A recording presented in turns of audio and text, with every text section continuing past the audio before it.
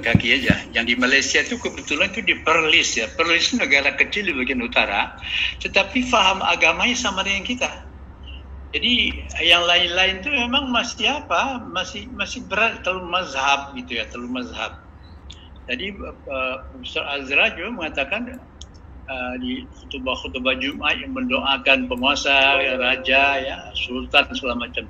Saya punya catatan agak menggelikan itu. Barangkali ya waktu khatib sedang mendoakan sang raja, ini bukan saya berburuk sangka ya. Mungkin rajanya atau sultan sedang berada di lapang golf, di lapang golf gitu ya, atau sedang di mega judi. Jadi ini ironi yang semacam ini sungguhnya kena kita umat Islam belum menjadi suatu critical mass ya, suatu masa yang critical maksudnya. Critical itu bukan berarti amuk sini amuk sana. Kita bersikap kritis tetapi dengan alasan dan tunjukkan jalan keluar. Lagi itu di Perlis itu negara kecil tapi okeylah. Lilin Muhammadiyah nyalakan di sana. Siapa tahu walaupun ada juga Muhammadiyah di Pulau Pinang, ada juga yang di Kuala Lumpur, ada Singapura, ada segala macam itu ya. Tetapi dengan perguruan tinggi itu pemerintah setempat dan bahkan pemerintah federal ya, itu dia mendukung itu. Ini kan suatu peluang yang bagus sekali, suatu peluang yang sangat bagus bagi Muhammadiyah, dan itu memang harus apakah betulnya direncanakan investasi yang baik ya. Dan beberapa person Malaysia sudah banyak yang mau gabung di umum itu. Jadi saya katakan yang hampir sama faham dengan Muhammadiyah itu ya di Perlis itu. Negara kecil ada sultan di sana, tapi sultan yang sudah tercerahkan gitu. Saya tidak mengatakan sultannya tidak cerah, boleh juga cerah juga yang lainnya, tapi faham mazhabnya begitu kental di sana, sangat di luar Syafi'i seakan-akan tidak ada kebenaran. Ya, nanti Pak Azra juga bisa jawab itu. Begini, sudah saya jelaskan ya, mungkin sudah tesis ya, bukan lagi hipotesis. Muhammadiyah itu sejak awal memang dirancang bukan untuk mengurus negara, tapi mengurus bangsa gitu. Bangsa kan lebih konsep sosial, kultural ya. Kalau negara itu konsep politik. Memang Muhammadiyah kalau masuk politik agak tergagap-gagap itu masuk akal karena tidak dirancang untuk itu. Tetapi kan kemudian setelah abad kedua ini orang-orang Muhammadiyah harus berperan ya, tapi perannya itu harus kualitatif gitu. Jangan hanya menteri tapi tidak ada beda yang lain juga gitu ya. Tapi betul-betul ada terobosan-terobosan gitu. Kena kualitas. Jadi negara itu memerlukan Muhammadiyah itu adalah kan memang kualitasnya. Ada itu belum tercapai. Tapi akan tercapai itu. Jadi sebut ya UM Malang aja sudah mengatasi Teheran selama itu kan luar biasa. Sesuatu yang kadang-kadang kita tidak ingat. Iran itu kan juga maju sekali ya pendidikannya. Tapi Malang yang dulu juga dibangun oleh Malik Fajar dan lain itu kan menggunakan dinding itu dari bambu. Sekarang sudah begitu rupa ya, kampusnya sudah berkembang di mana-mana, sungai dibelinya dan segala macam. Jadi memang ya saya kadang-kadang kadang-kadang saya agak pesimis dalam mendengar Profesor Azra tadi. Saya bangun optimisme saya kembali. Memang kita lupa gitu bahwa kita kadang melihat bahwa rumput tetangga lebih hijau ya. Rumput kita juga hijau sebenarnya. Jadi kadang itu. Jadi saya terima kasih Profesor Azra diingatkan itu. Kita tidak boleh pesimis, tapi berbuat. Jangan diam, jangan didahului Jangan lupa kita menghadapi kelompok-kelompok yang mengganggu, kelompok kecil mengganggu. Ini yang sedang terjadi sekarang. Ibu kota Kabul sudah jatuh ke tangan Taliban. Ini dampaknya akan besar sekali. Kelompok-kelompok radikal akan bersuara ria. Nanti perempuan sudah tidak bisa keluar, tidak bisa sekolah, tidak bisa bayangkan. Jadi perbudakan perempuan di abad modern. Terima kasih. Kalau saya sih menyarankan supaya kader-kader Muhammadiyah ini masuk ke kancah politik ya, tetapi tidak partai-partai yang pinggir, tapi masuknya ke partai-partai besar ya. Saya melihat memang ada beberapa aktivis Muhammadiyah yang sebetulnya pinter, punya prospek ya. Nah, cuma mungkin menurut saya sih kurang taktis di dalam memilih partai. Jadi masuk ke partai-partai yang sebetulnya Pak boleh dibilang partai gurem lah, bahkan nggak masuk ke dalam parlemen, tidak partai 0, begitu ya, istilahnya itu partai 0, artinya partai yang tidak masuk ke DPR. Nah, itu saya tahu lah, saya nggak usah sebutkan nama-namanya, tapi saya kenal kawan-kawan muda kita di bawah saya yang aktif dalam politik, tapi kemudian masuk ke politik ke partai politik yang sebetulnya tidak punya prospek ya, tidak banyak prospeknya. Oleh karena itu saya menyarankan kawan-kawan muda, baik yang ada di IMM, yang ada di IPM gitu kan, dan seterusnya itu, baik laki-laki maupun yang perempuan, agar masuk ya.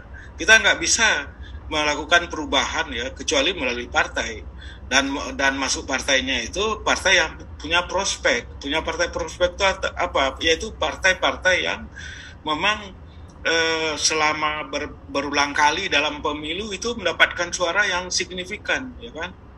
Yang suara signifikan itu ya misalnya kalau boleh saya sebut misalnya PDIP misalnya, atau Nasdem atau Golkar gitu. Itu yang terutama. Saya kira ke depan ya masih akan partai-partai seperti itu yang akan tetap hegemonik ya, yang tetap hegemonik partai-partai itu. Jadi sebaiknya jangan masuk ke dalam partai-partai yang masih baru berdiri, tidak jelas segmentasi pendukungnya juga nggak jelas, dan ikut dalam pemilu ya kemudian akhirnya tidak dapat apa-apa, sehingga buang-buang waktu dan buang-buang energi ya.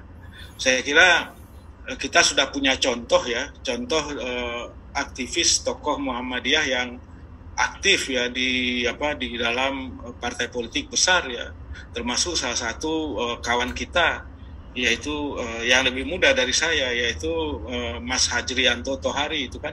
Dia aktif di Golkar, sekarang menjadi dubes di Libanon ya, seperti itu.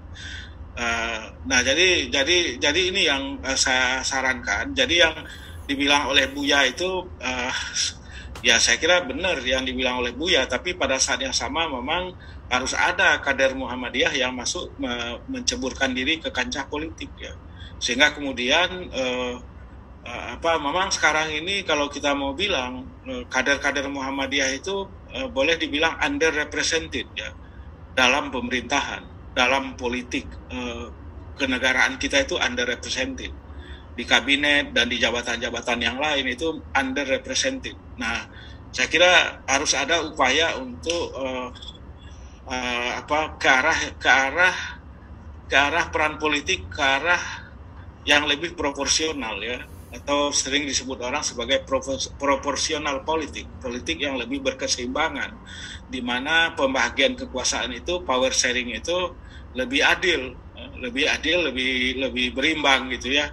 Nah, selama ini kan dalam beberapa kali pemerintahan terakhir ini ya tidak seimbang ya.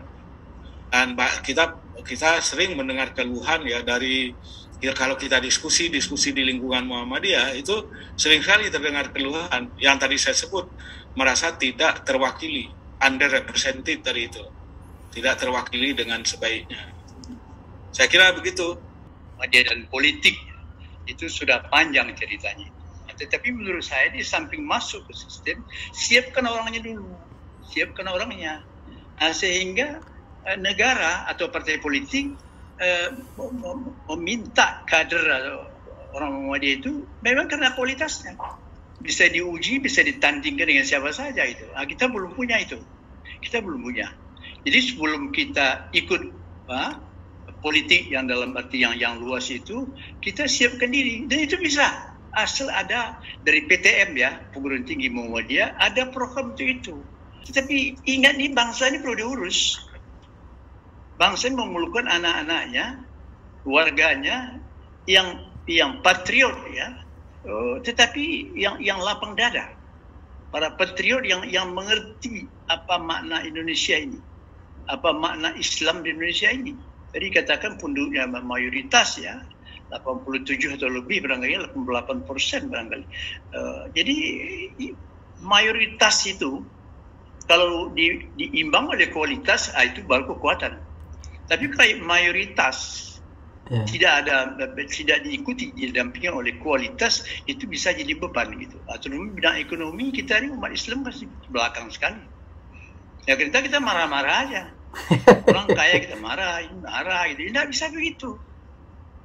Mengapa umpamanya suatu kelompok etnisnya bisa menjinakkan uang? Kalau kita marah aja, belajar dong, belajar itu bisa. Kalau sudah mau belajar, membuka diri, ya ada harapan untuk maju. Jadi Islam berkemajuan itu jangan dalam arti teologi aja, dalam arti fikih aja, tapi juga dalam arti ekonomi, dalam arti sosial, dalam arti kebudayaan. Ada Muhammadiyah ini sepanjang pengetahuan saya itu salah satu yang sumbangnya ya untuk bangsa itu menegakkan prinsip egalitarian itu Muhammadiyah sangat terasa itu. Walaupun ada juga satu dua orang Muhammadiyah yang agak otoriter gitu. Itu bukan, itu bagi saya itu itu sisa-sisa laskar pajang aja kalau itu. Jadi mayoritas orang Muhammadiyah egaliter itu. Nah, sekarang ini dalam bacaan saya itu yang dinamakan kultur atau budaya Ndoroisme. Ndoro itu tuan majikan ya. Ndoro kakung, Ndoro putri, Ndoro Jawa ya.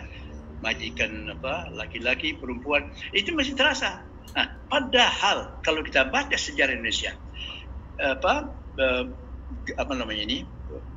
revolusi kemerdekaan yang 4 tahun itu kan ada 2 sasaran tembak itu.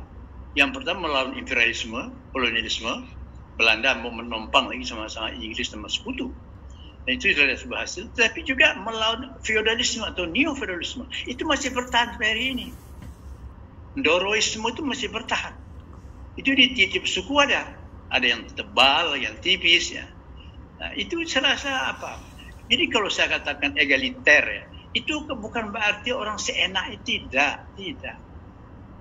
Nah, ini coba kita lihat ya, salah satu contoh ya dari seorang kultur Ndoroisme itu, seorang pejabat atau seorang pemimpin atau seorang pemimpin tak gitu ya, seorang tokoh lah ya, itu kalau naik mobil itu pintu mobil dibukakan supirnya, dia tidak mau ngangkat tangannya buka pintu kemudian dengan dasi lalu keluar bersiul kecil. Itu tipe Ndoro, itu tidak benar, bukan egaliter itu.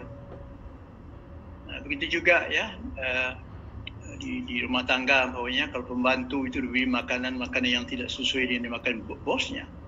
Ini Islam itu sangat egaliter, walaupun egaliterisme itu terbenam dalam debu sejarah selama berabad oleh orang Islam sendiri.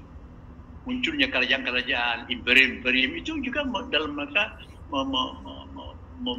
membenamkan itu ajaran egaliter. Nabi itu sangat egaliter. Jadi dalam Quran itu kan ada ayat ada surah ya. Surah itu makiyah itu. Wa amruhum syura bainahum. Itu kan luar biasa itu. Untuk urusan mereka musyawarahkan. Bahkan dalam surat yang madaniyah ya. Wa syawir fil amr. Hai Nabi, engkau bermusyawarah. Nah, itu kan egaliter. Nah, sesungguhnya dalam kearifan Minang klasik itu kan ada kalimat begini bunyinya. Baik sekali. Jadi kalau pemimpin itu, kalau atasan itu didahulukan selangkah, ditinggikan seranting. Yeah. Didahulukan selangkah, ditinggikan seranting. Jadi tidak hebat betul gitu. Kalau dahulu itu bisa dengan jarak yang dekat, kalau di seranting itu artinya bisa dijangkau. Nah, jadi itu sebabnya kalau Anda lihat ya, kerajaan Minangkabau itu rumah-rumah mereka, istana mereka itu istana rakyat aja. Tidak sama dengan beberapa daerah yang sangat ketat feodalisme itu. Itu orang Minang sekarang sudah aneh-aneh juga, banyak yang juga mendukung Ndoroisme itu. Nah, ini yang susah. Karena sudah tercabut dari akal budaya. Nah, itu aja lah. Terlalu tajam nanti apanya.